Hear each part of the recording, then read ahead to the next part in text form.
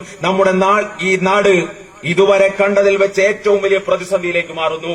ഈ പ്രതിസന്ധിയിലൂടെ നാട് മുന്നോട്ട് പോയിക്കൊണ്ടിരിക്കുമ്പോ ചില ആളുകൾ അവരെ കുറിച്ചും പറയാതെ പോകുന്നത് ശരിയല്ല. ഈ നാടങ്ങനെ വർഗീയതയുടെ തീച്ചൂളയിൽ കിടന്നുകൊണ്ട് കത്തിജ്വലിക്കുമ്പോ ആ തീജ്വാലയിൽ നിന്നും എന്തെങ്കിലുമൊക്കെ നേടാമെന്ന ധാരണയിൽ ഈ നാടിന്റെ മണ്ണിൽ മറ്റൊരു വർഗീയവാദികൾ, മറ്റൊരു കൂട്ടരിതാ ഈ രാജ്യത്തിന്റെ മണ്ണിൽ മുസൽമാൻ ഇതാ അപകടത്തിലായിരിക്കുന്നു.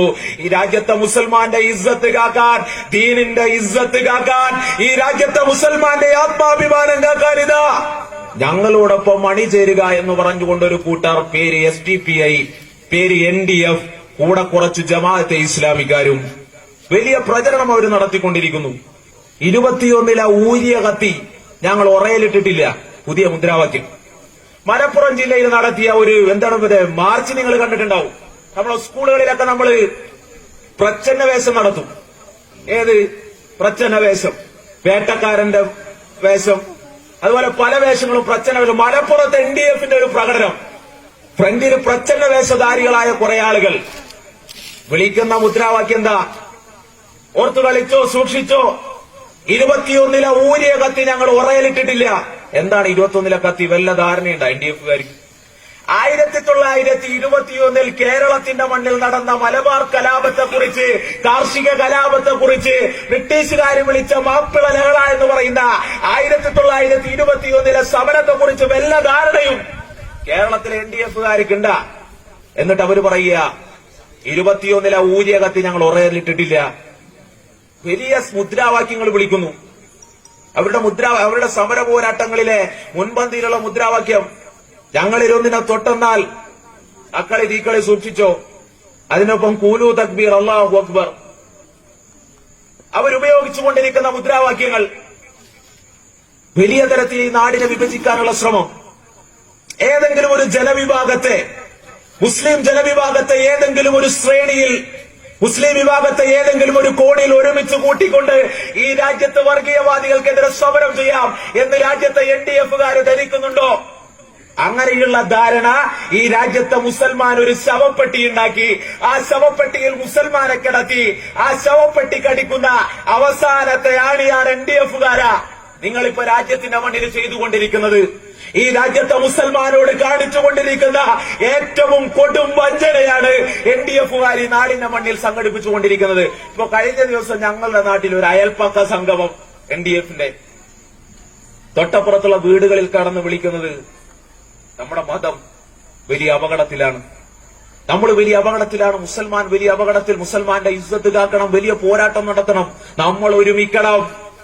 തൊട്ടപ്പുറത്ത് നിന്ന് RSS പറയുന്നുണ്ട്, കണ്ടോ NDFകാര് ചെയ്യുന്നത് കണ്ടോ, അല്ലെങ്കിൽ അവർ ചെയ്യുന്നത് കണ്ടോ, അവരിതാ അവിടെ സംഘടിപ്പിക്കുന്നു, നമ്മൾ ഇവിടെയും സംഘടിപ്പിക്കണം എന്ന് RSS മറ്റൊരു വശത്ത് പറഞ്ഞുകൊണ്ടിരിക്കുന്നു.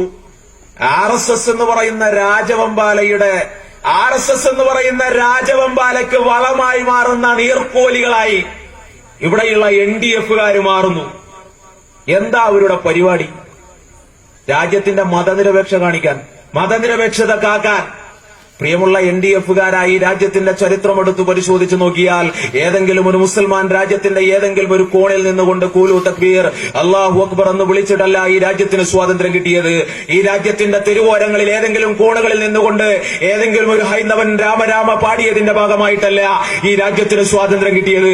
ഈ രാജ്യത്തിന്റെ തെരുവോരങ്ങളിൽ ഏതെങ്കിലും ഒരു ക്രൈസ്തവൻ ഒരുമിച്ച് കൂടി നിന്നുകൊണ്ട് ഹല്ലേലൂയ പാടിയതിന്റെ ഭാഗമായിട്ടല്ല ഈ രാജ്യത്തിന് സ്വാതന്ത്ര്യം ലഭിച്ചത്. ഹിന്ദുവും മുസൽമാനും ക്രൈസ്തവനും പാഴ്സിയും ജൈനനും സിഖുകാരനുമെല്ലാം തോളോട് തോൾ ചേർന്ന് നിന്നുകൊണ്ട് പടപൊരുതിയതിന്റെ ചരിത്രമാണ് ഈ രാജ്യത്തിന്റെ ചരിത്രം. ആ ചരിത്രം മറന്നുകൊണ്ട് ഈ രാജ്യത്തെ ന്യൂനപക്ഷ മതവിഭാഗങ്ങളെയെല്ലാം തെറ്റിദ്ധരിപ്പിക്കുന്ന, രാജ്യത്തെ ന്യൂനപക്ഷ വിഭാഗങ്ങളിൽപ്പെടുന്ന ചെറുപ്പക്കാരെ വഴിതെറ്റിക്കുന്ന നിലപാട് ഈ രാജ്യത്തെ NDFകാർ സ്വീകരിച്ചുകൊണ്ടിരിക്കുകയാണ്. NDFന്റെ ചരിത്രം എന്താ? ഈ രാജ്യത്തിന്റെ ന്യൂനപക്ഷങ്ങളൊക്കെ അപകടത്തിലായപ്പോ ഈ രാജ്യത്ത് നിലപാട് സ്വീകരിച്ചവരാണോ NDFകാർ? ഞാൻ വലിയ ചരിത്രത്തിലേക്ക് പോകുന്നില്ല. ചുരുക്കി പറഞ്ഞാൽ RSS ഉയർത്തിക്കൊണ്ടിരിക്കുന്ന ഭൂരിപക്ഷ വർഗീയവാദത്തിന് അതേ നാണയത്തിൽ തന്നെ ന്യൂനപക്ഷ വർഗീയവാദം ഈ രാജ്യത്ത് ശക്തി പ്രാപിക്കാനുള്ള ശ്രമങ്ങൾ നടത്തിക്കൊണ്ടിരിക്കുന്നു. ഭൂരിപക്ഷ വർഗീയവാദത്തെ എങ്ങനെയാണോ എതിർക്കുന്നത് അതുപോലെ തന്നെ എതിർക്കേണ്ടതാണ് രാജ്യത്തിന്റെ ന്യൂനപക്ഷ വർഗീയവാദം. ഈ സമരത്തിൽ നിന്നും NDF അടക്കമുള്ള SDP അടക്കമുള്ള ന്യൂനപക്ഷ വർഗീയവാദികളെയും പടിക്ക് പുറത്ത് നിർത്തേണ്ട ഒരു കാലഘട്ടമായിട്ട് ഈ കാലഘട്ടം മാറുകയാണ് പ്രിയമുള്ളവരെ. അതുകൊണ്ട് നേരത്തെ പറഞ്ഞതുപോലെ